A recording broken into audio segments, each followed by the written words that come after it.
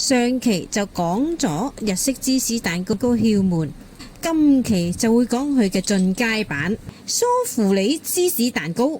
點解話佢係進階版？因為佢會比一般嘅日式芝士蛋糕更有彈性、更濕潤、更鬆軟，入口即溶，好似梳芙梨咁。今日就嚟整梳芙梨芝士蛋糕。喺開始之前，請 follow 我哋嘅頻道啦。喵！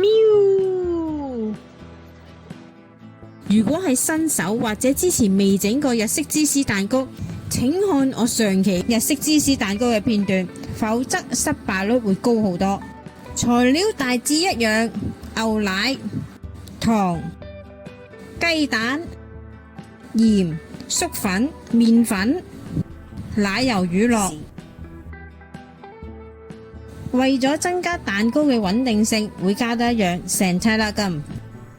奶油乳酪、糖、牛奶先混合，加水加熱直到40度，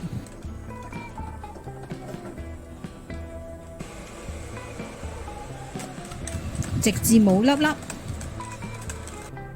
倒入粟粉同麵粉，加熱煮至沸騰，令到粟粉同麵粉可以活化，可以吸收多餘嘅水分。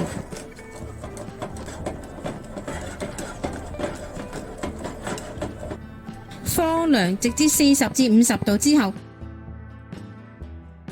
先好加入蛋黃同蛋白，否則蛋黃同蛋白因為高熱度就會變熟。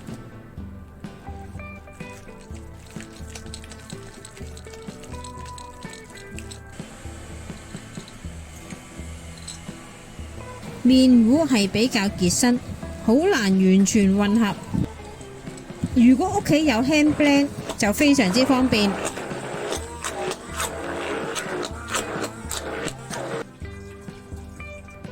準備蛋白、白糖、成體粒金，先倒入少許白醋，有利於蛋白嘅穩定性。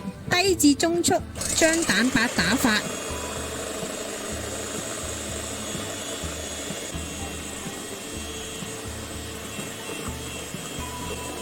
一樣打至有8字紋出現就可以，千祈唔好打到軟性發泡或者硬性發泡。分3次將蛋白同麵糊以摺疊嘅形式混合。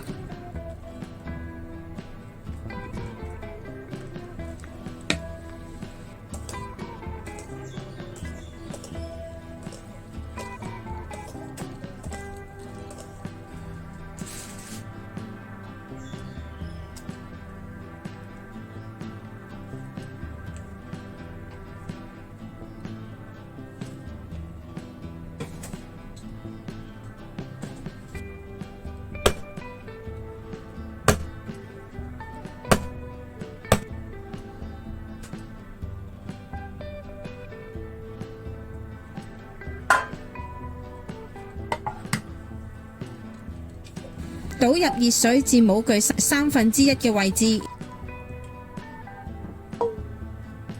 焗爐預熱170度至180度，選擇無風系統。蛋糕放入中下層，焗15分鐘，表面需要頭15分鐘之內盡量上色，形成保護膜，之後嘅烘焙先冇咁易裂開。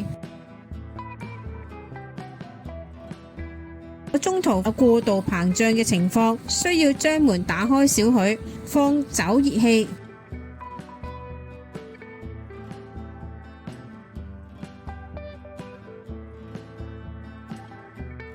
第二階段將焗爐門打開少許，令溫度直接降落120度至130度，焗大概15至20分鐘。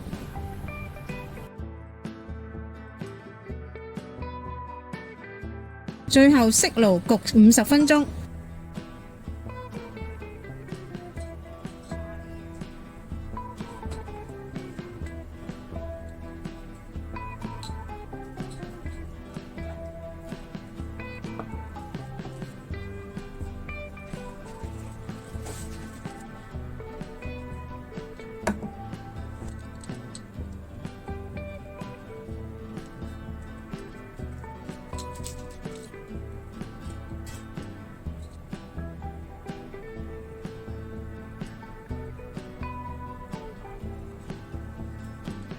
梳芙梨蛋糕係比一般日式芝士蛋糕更濕潤、更軟熟。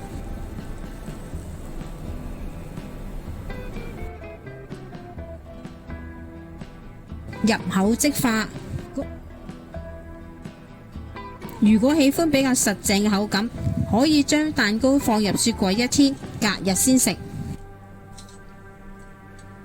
今日嚟到呢度啦，詳細嘅食譜我哋會擺落 Facebook 嗰度，有興趣嘅大家可以去睇一睇。請 like 我哋嘅 Facebook 同埋 YouTube，以便獲得更多嘅資訊啦。